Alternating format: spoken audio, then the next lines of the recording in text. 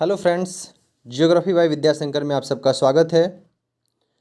आज हम लोग बीए पार्ट 1 की भूगोल प्रायोगिक का एक प्रश्न को पढ़ेंगे, उसको हल करेंगे और जानेंगे कि इसको कैसे हम हल करते हैं। तो सबसे पहले आपको जो सिलेबस बताया था उसमें एक टॉपिक बताया था मौसम मानचित्र के नाम से। तो यहाँ जो हम लोग चर्चा करेंगे आज मौसम मानचित्र पर करेंगे और इसमें क्वेश्चन किस तरह से पूछे जाते हैं इसके बारे में जानेंगे और इसके अलावा इस पे हम क्या क्या चीज़ों पे ध्यान देते हैं इसके बारे में जानेंगे। तो सबसे पहले हम आपको बताते हैं कि इसमें जो क्वेश्चन पूछे जाते हैं उस क्वेश्चन का जो पैटर्न होता है कि दिए गए भारतीय मौसम मानचित्र के आधार पर निम्नलिखित बिंदुओं पर प्रकाश डालें। यहाँ पर जो फिगर आप देख रहे हैं ये यही फिगर है और इसी फिगर की सहायता से आपको कुछ पॉइंट्स को दर्शाने होते हैं। तो आइए हम सबसे पहले हम देखते हैं कि इसमें हमें क्या क्या चीज़ें पकड़नी हैं। तो इस प्रश्न में क्या क्या क्वेश्चन बन के आता है। सबसे पहले होता है कि इसकी प्रारंभिक सूचना क्या है, यानी कि इस मैप को देखने के बाद आपको क्या समझ में आता है, क्या दिखता है। ठीक है, तो प्रारंभिक सूचना में पर एक टॉपिक डालिएगा, प्रारंभिक सूचना। एक मिनट, आप जो है सबसे पहले टॉपिक डालिएगा प्रारंभिक सूचना करके।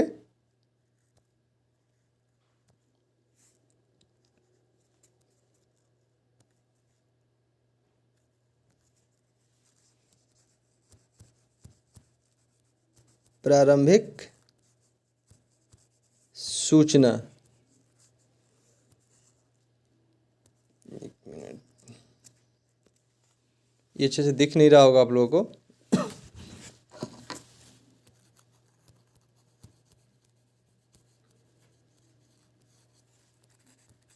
प्रारंभिक सूचना, ठीक। अब प्रारंभिक सूचना में यानी कि इस फिगर को देख करके आपको क्या क्या समझ में आ रहा है, अब उस पर हम लोग चर्चा करते हैं। तो सबसे पहले देखते हैं कि यहाँ पर जो टॉपिक दिया हुआ है, यहाँ पे क्या क्या लिखा हुआ है कि यह इंडियन डेली वेदर रिपोर्ट है और ये कब का है, इंडियन स्टैंडर्ड टाइम के हिसाब से 8:30 बजे का ये मैप है। ठीक है, इंडियन स्टैंडर्ड टाइम के हिसाब से 8:30 बजे का मैप है और इसमें डेट भी दिया हुआ है। तो इस सारी चीज़ों को आपको मेंशन करना पड़ता है। तो जो प्रारंभिक सूचना है उसमें आपको इसी पॉइंट को पकड़ना होगा। तो लिखेंगे यह मौसम मानचित्र कब का है, थर्सडे का। तो यह मौसम मानचित्र बृहस्पतिवार दिनांक 2 अगस्त, क्या लिखा हुआ है, थर्सडे 2 अगस्त 1979। तो हम कैसे लिखेंगे, यह मौसम मानचित्र बृहस्पतिवार दिनांक 2 अगस्त 1979 के प्रातः 8:30 बजे, 8:30 बजे क्या है, ये इंडियन स्टैंडर्ड टाइम है, भारतीय समय रेखा के हिसाब से। नहीं तो 3 बजे ग्रीनविच स्टैंडर्ड टाइम के हिसाब से, ग्रीनविच मेरिडियन जो टाइम है उसके हिसाब से 3 बजे का ये नक्शा दिया गया है। ठीक है, तो हम लिखेंगे कैसे, यह मौसम मानचित्र बृहस्पतिवार दिनांक 2 अगस्त 1979 के प्रातः 8:30 बजे की मौसम संबंधी दशाओं को प्रदर्शित करता है। अब ये जो है क्या मौसम मानचित्र, तो क्या प्रदर्शित करेगा, मौसम के दशाओं को प्रदर्शित करेगा। अब इसमें एक और चीज़ लिखेंगे कि मौसम मानचित्र में प्रदर्शित वर्षा की मात्राएं, अब मौसम में क्या दिखाएगा, वर्षा ही दिखाएगा, कहाँ ज़्यादा नमी है, कहाँ कम नमी है, कहाँ प्रेशर ज़्यादा है, कहाँ कम प्रेशर है, इसी चीज़ को दिखाएगा। तो सबसे पहले हम देखेंगे कि यहाँ पर कि दिए गए मौसम मानचित्र में प्रदर्शित वर्षाओं की मात्रा प्रेक्षण के समय पिछले 24 घंटे में कैसी है। ठीक, यहाँ तक कोई प्रॉब्लम नहीं है।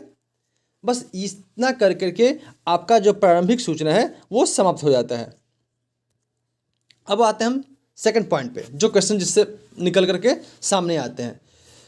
अब आप देख रहे हैं कि जो मोटा मोटा जो लाइन जो है, ये जो लाइन ऐसे ऐसे जो खींचा हुआ है, ये क्या है, और हर जगह एक अलग अलग पॉइंट दिया हुआ है और हर जगह जो है कुछ न्यूमेरिक वैल्यू लिखा हुआ है। ये है आपका वायुमंडलीय दाब। ये जो है वातावरण पे जो दाब पड़ रहा है वो दाब जो है कितना है, किस जगह पे, इस चीज़ को ये प्रदर्शित करता है। तो आपने टोटल देखा कि ये जो लाइनें जा रही हैं सब टेढ़ी टेढ़ी है, तो इसका भी एक अपना अलग मीनिंग है। जब ये लाइन जो है दिखा रहा है कि आपका जो है उस समय जो है कि आपके जो भारत है, भारत पे उस समय कहाँ कहाँ कितना वायुमंडलीय दाब है और ये वायुमंडलीय दाब कैसे आता है।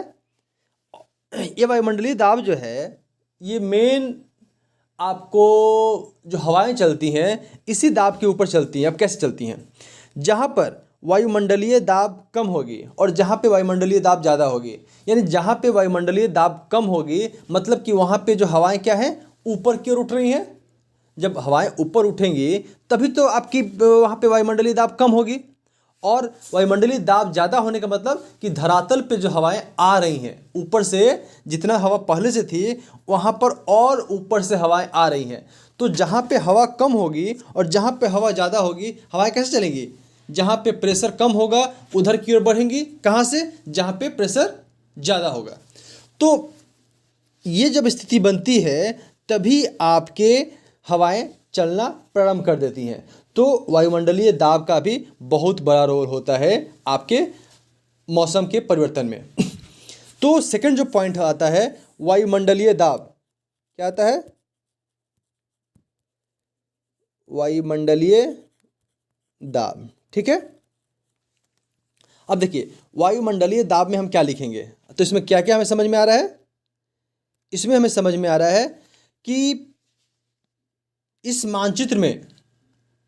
मानचित्र में जो वायुमंडलीय दाब है इसमें अंतर कितने का दिखा रहा है। यहाँ है 1996, 1994, 1996, 1998, 1000, 1002, यानी कि 2 मिलीबार का अंतर है।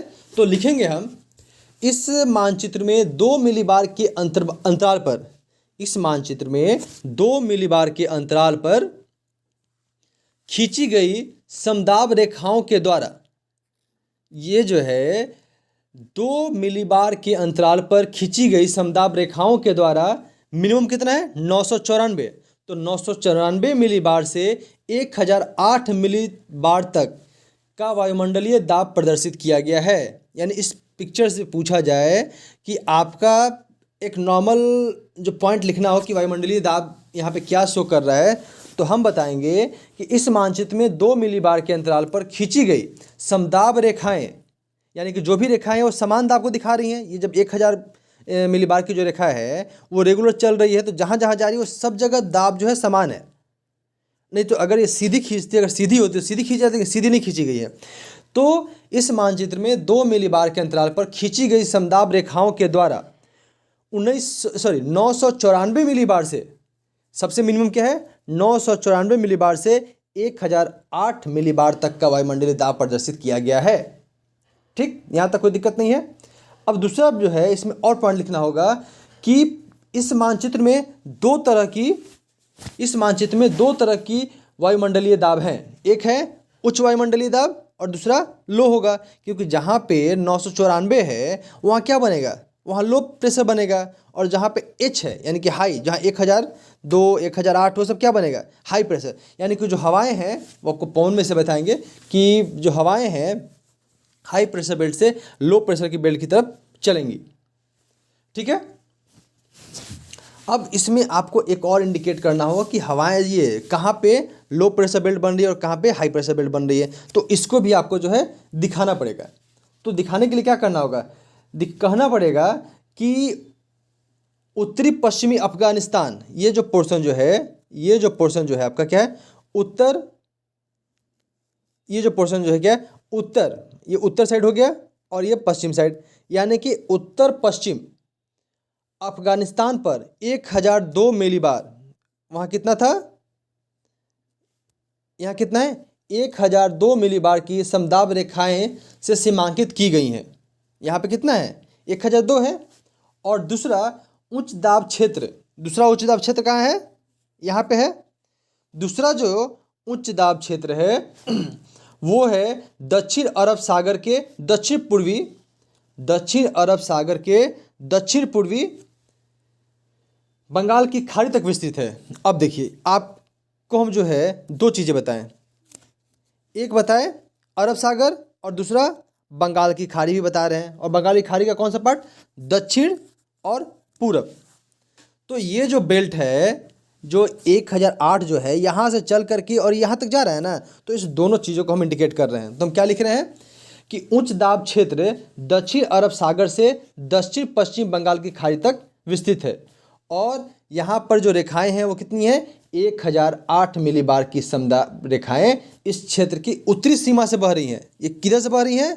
किधर से बह रही हैं? इस क्षेत्र की उत्तरी सीमा से, यानी कि आपका जो यहाँ पे बताया था मैंने क्या, अरब सागर और ये बंगाल की खाड़ी, इसके उत्तर साइड से यानी कि भारत के दक्षिणी भाग में ये हवाएं चल रही हैं। ये तो हो गई हमारी उच्च दाब की बात हम कर दिए। अब जो है यहाँ पर तो निम्न दाब भी तो बन रहा है। अब निम्न दाब कहाँ बन रहा है? तो इसमें 3 वायुमंडलीय दाब क्षेत्र दिखाए गए हैं। पहला, मौसम निम्न दाब क्षेत्र मध्यवर्ती पाकिस्तान, ये जो है मध्यवर्ती पाकिस्तान में दिखाया जा रहा है, दिख रहा है आपको यहाँ पे।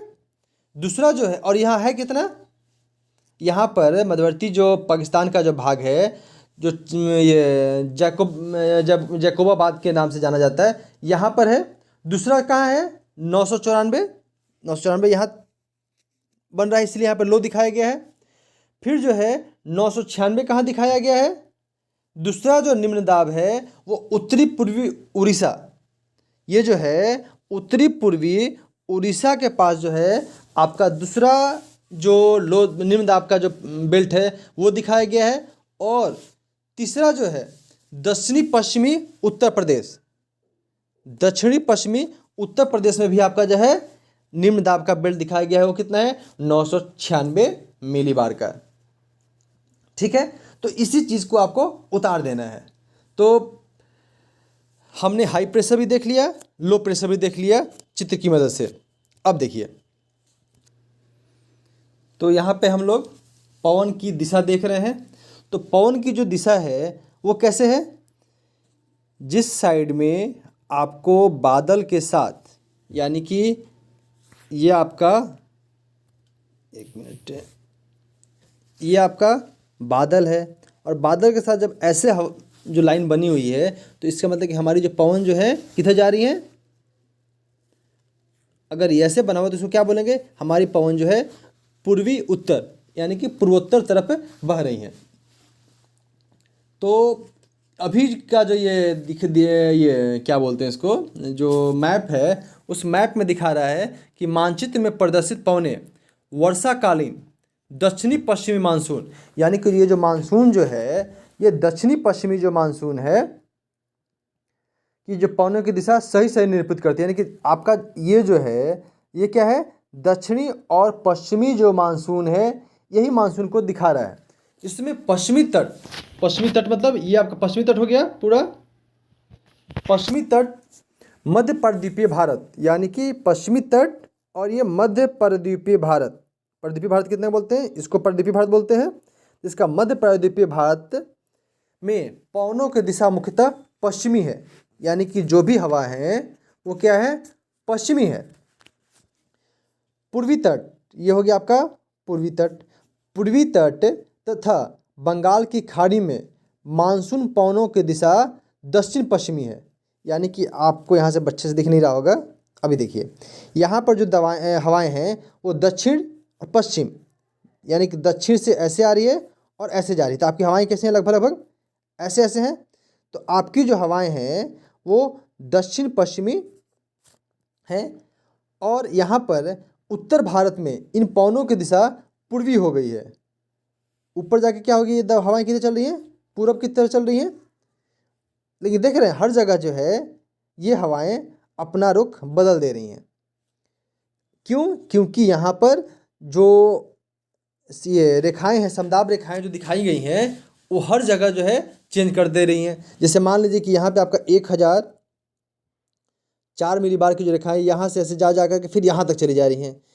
ये रेखाएं ऐसे ऐसे जाकर कैसे जा रही हैं, तो हवाएं जो हैं इसी के हिसाब से चलती हैं, आपको पहले ही बताए थे। तो ये आपकी हवाओं की दिशाओं को प्रदर्शित करते हैं। फिर इसमें क्वेश्चन एक आता है कि इसके पवनों का वेग क्या है, क्वेश्चन पूछता है। तो इसमें जो वेग जो है, आपका जो लाइन जो इसमें खींचा जा रहा है ना, ये तो आपको दिखा रहा है कि हवा बह कितनी रही है, लेकिन जैसे ही जो है इसमें जो लाइन दे दी जाते हैं, इससे इंडिकेट ये करता है कि हवाएं और तेज हैं, उनसे जो ये हवाएं तेज हैं। तो लिख सकते हैं कि उत्तरी भाग के तुलना में, जो उत्तरी भाग के तुलना में प्रायद्वीपीय भारत, बंगाल की खाड़ी तथा अरब सागर या दक्षिणी भागों का जो वायु का वेग अधिक है। उधर जो है नॉर्मल लाइन खींची हुई है, और इधर की जो मैक्सिमम जो लाइन इधर जो है नॉर्मल लाइन सिर्फ खींची हुई है, ऐसे करके ऐसे की हुई है, लेकिन नीचे साइड में देखिएगा कि ऐसे करके ऐसे की हुई है। यानी कि हम ये कह सकते हैं कि कंपेरेटिवली, तुलनात्मक दृष्टि से देखें तो उत्तरी भाग की तुलना में प्रायद्वीपीय भारत या दक्षिणी भारत में वायु का वेग अधिक है।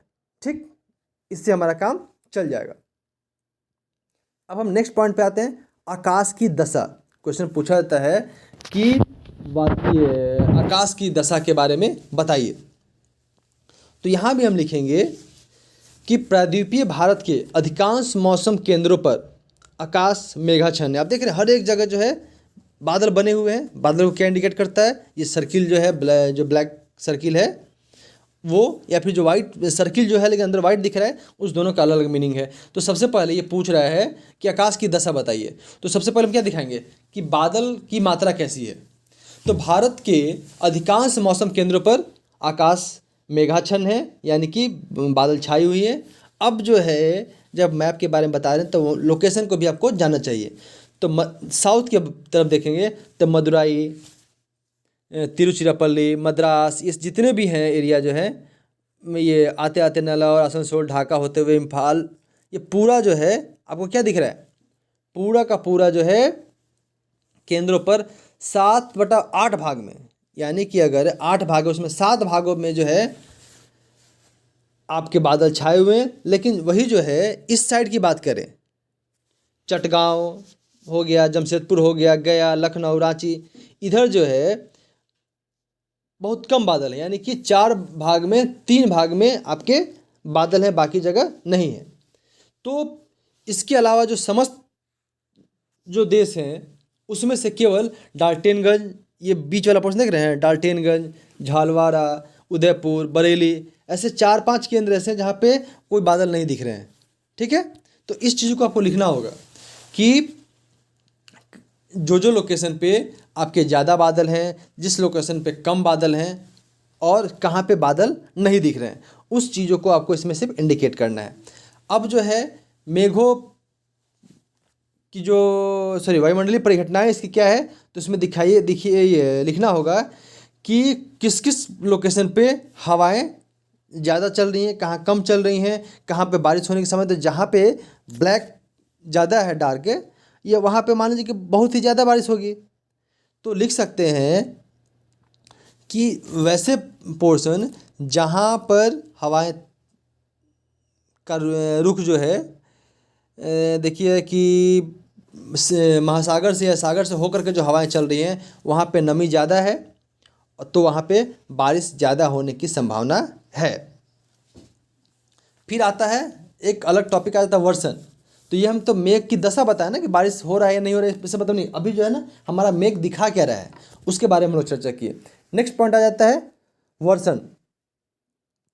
तो वर्षण के सामान्य जो है, तो इसमें भी वही देखना होगा कि जहाँ पे ज़्यादा बादल दिख रहे हैं, यानी कि जहाँ के आकाश में ज़्यादा मेघ हैं वहाँ ज़्यादा वर्षा होगा। तो सेम चीज़ वही आपको लिखना होगा कि गोवा, लक्षद्वीप, अंडमान निकोबार, असम, मेघालय, बिहार के मैदानी भागों में, ये जो भी जहाँ पे जो चीज़ें दिख रही हैं, यानी कि ज़्यादा अगर डार्क है, यानी ज़्यादा वहाँ पे मेघ बादल जो है ना घने हैं, तो वहाँ ज़्यादा बारिश होगी। तो इसी चीज़ को वर्षण में लिखना होगा कि हाँ इस पार्ट में वर्षा ज़्यादा हो रही है। और कहाँ पे शुष्क है, जहाँ पे वाइट है, जहाँ पे सर्किल नहीं किया हुआ है, वहाँ पे आपका वाइट सर्किल, तो वहाँ पे बारिश कम होगी। इसी चीज़ को हमको इंडिकेट करना होता है। ठीक, इसके अलावा जो है समुद्र की दशा क्या है, तो आपको यहाँ पे समुद्र भी दिखाया गया है। ये जो है ये सब पार्ट समुद्र है। तो इसके बारे में कोई कोई क्वेश्चन पूछता है कि समुद्र की दशा के बारे में बताएं, तो इसमें कह सकते हैं कि मद्रास के दक्षिण पूर्वी क्षेत्र में तथा दक्षिणी खाड़ी में सागर सामान्यतः कैसे ही हैं, मॉडरेट हैं, बहुत ज़्यादा उसमें हलचल नहीं है, न बहुत ज़्यादा उग्र है न बहुत ज़्यादा शांत है, मॉडरेट है। परंतु मिनिकॉय के दक्षिणी वो पश्चिमी सागर में की जो दशा जो है थोड़ा सा रफ है। और बस इसके अलावा और आपका कुछ क्वेश्चन लगभग नहीं पूछता है, इसी तरह के क्वेश्चन पूछते हैं। तो हमें यहाँ पे बताने का आशय यही था कि आप जब भी मौसम मानचित्र देखते हैं तो आप इसमें क्या क्या देखते हैं। फर्स्ट देखते हैं कि यहाँ पे जो है क्या है, वायुदाब है, दूसरा जो है बादल है, तीसरा जो है पवन का वेग कहाँ है, कैसे चल रही है, पवन तेज चल रही है कम चल रही है, चौथा वर्षा क्या है।